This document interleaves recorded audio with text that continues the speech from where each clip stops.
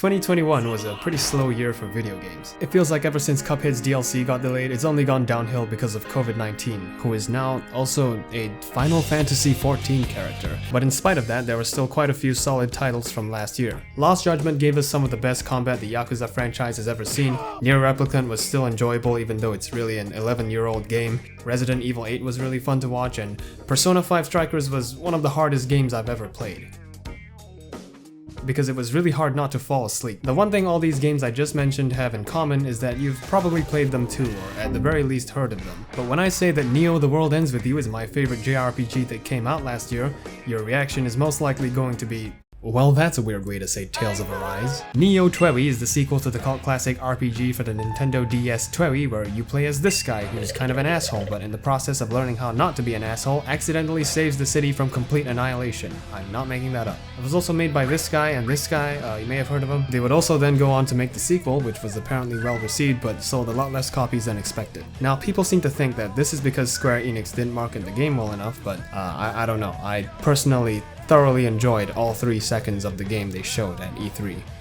That was definitely a highlight of my entire life. Jokes aside, the gap between Neo and the first game is 14 years, and that shit makes Devil May Cry fans look privileged. So to say that this game needed promotion is like saying that A2 is the best girl of Nier Automata. Because it's true. They did come out with an anime adaptation for the first game like a few months before Neo's release, but anyone who's familiar with Japanese cartoons would know that anything below a 7 on this site usually means that it's not very good. Also, did you know that to this day, NEO TWEWY does not have an English Twitter PR page? You know what does have an English Twitter PR page? Balan Wonderworld. But the reason people, myself included, are so disappointed that the game underperformed is because there's nothing wrong with the game. It's just nobody fucking knows what it is. But to put things simply, in NEO TWEWY, you play as Rindo Canada, who has been whisked away into an alternate universe where he is forced to be a gamer. You will be tasked with many things, such as diving into the minds of League of Legends players to defeat anger-inducing bears and making the general public remember this, all while being accompanied by a vibrant cast of characters, including a guy whose hands are canonically too big to type properly on his phone. So if any of that sounds interesting to you, then strap yourself in for a ride as I very clumsily explain why NEO The World Ends With You is kind of underrated. Fine, I'll integrate. That'd be great. Just keep it up, alright?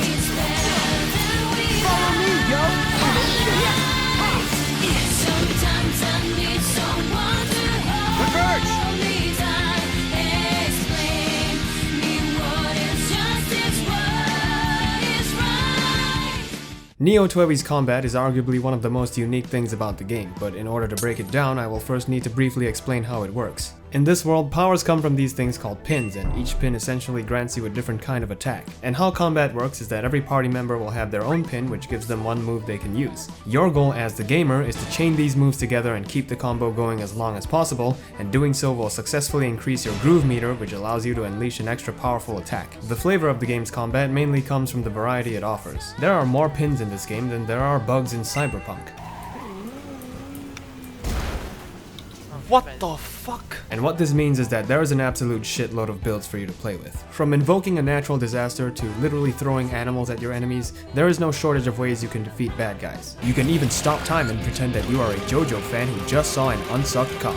My personal favorite build involves leading with a pillar of light to launch my enemies up, followed by juggling and freezing them by throwing icicles at them. But also, I put a bunch of bombs down in advance, so every party member also uses a different button on the controller to attack, which means that you will be challenged mechanically as well. There are also a few different input types depending on what kind of attack the pin has, which include pressing, holding, and just those 2 things. But you do have to properly time your inputs to fill up the groove meter and also keep track of your cooldowns and constantly plan ahead if you want to keep the combo going. But just like people, not all pins are built the same. There are some pretty bad ones that you'll probably never use, and some are just straight up weaker versions of the others. It's not a perfect system, but it is consistent, and it continues to be interesting throughout the course of the game because you're constantly being given new things to keep the combat fresh. Apart from giving you more pins, the game also slowly builds upon what you're familiar with by feeding you new mechanics, such as the ability to throttle your switch. There's also some pretty decent enemy variety here. Jellyfish are slow, but they have this Beyblade move, so you gotta use your ranged attacks on them. This rhino is a fucking asshole and you can't do shit to him if he's facing you, so you gotta knock him up first. And these dogs won't stop moving around, so it's easier if I freeze them before I beat them up. I'm just kidding, I love animals.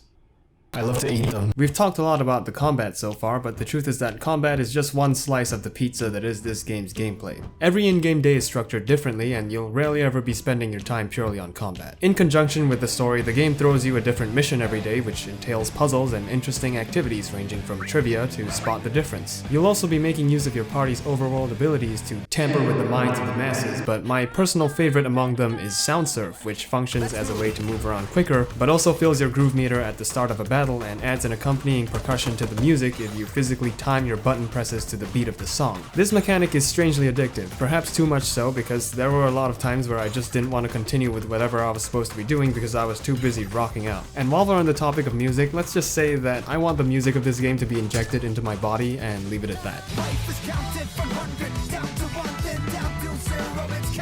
Abilities in this game are unlocked through your social network, which has a bunch of small objectives that encourage you to complete side content and explore the world. This world is also ruled by nepotism, which means that the quality of the goods that shopkeepers will sell you depends purely on how much they like you. Hence, you should adopt a consumerist mindset and visit as many shops as you can and buy all their shit.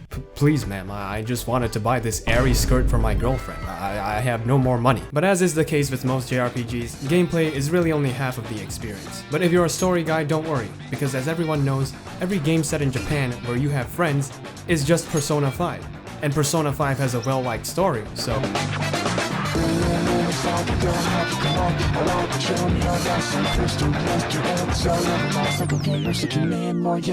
NEO TWEWY will have you running around in Persona 5 land, except that it's actually an alternate reality where everyone has access to psychic powers and is also dead. You have 7 days to escape this reality by completing the daily missions given to you so that you can win the Reaper's game. Also,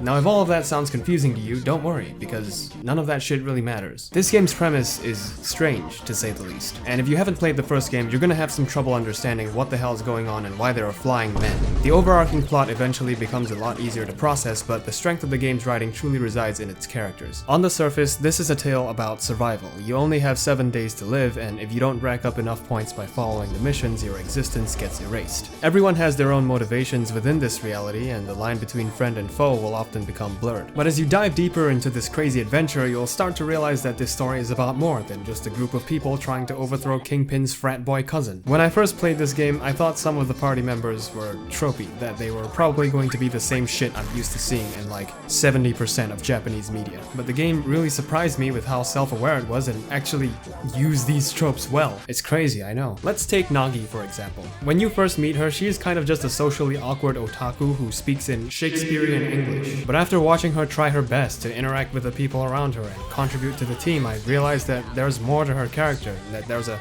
functioning human being somewhere inside her. So when things take a turn for the worst and everyone's morale has been shattered, she ends up being the only one who can really see this because she spent most of her life observing people instead of actually interacting with them. But when you finally see her step out of her shell and go out of her way to support the people she's grown to care about, it's incredibly heartwarming. I won't go into detail about too many things because this video is supposed to not have spoilers, but just know that as deep as this game's plot is, it really just functions as a catalyst for the growth of the characters in it. Every member of the party is eventually forced to confront their own weaknesses, but with each other's help they learn to overcome them and find the strength to keep going. It's honestly hard not to root for them. And I know you could say the same thing about many other games, but I'm just saying that if I had to choose between this story or the same shit about a group of adventurers going around the entire world to resolve a bunch of subplots and kill God, I'm going to choose the one that won't get me banned from church. This game is more concerned with actually fleshing out its characters and being grounded than trying to be some kind of grandiose fantasy adventure. And I'm no writer, but I think I like it that way. Almost every character you meet just oozes personality too. Name me another franchise with a guy who speaks exclusively in mathematical terms and somehow sounds cool while doing it. Don't get the wrong idea. We're solving completely different problems here.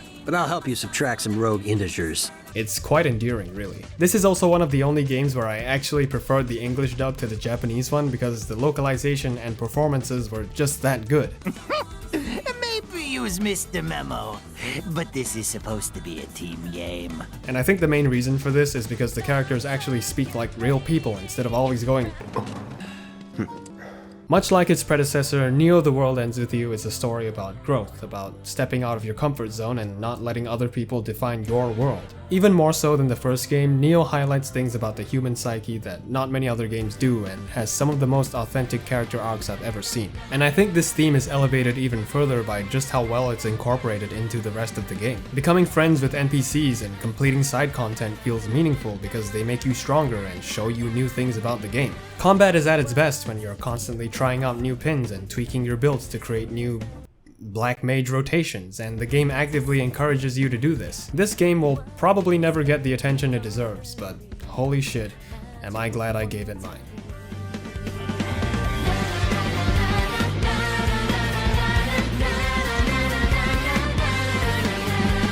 Hey, so if you're listening to this, as usual, I just want to say thank you for taking the time out of your busy day to watch my video. Your like or share or subscription would also be greatly appreciated. This was kind of an experimental video for me, so do feel free to give me feedback if you have any. I'm gonna keep this short because I honestly can't wait to put this video out because I had a lot of fun making it, so until we see each other again,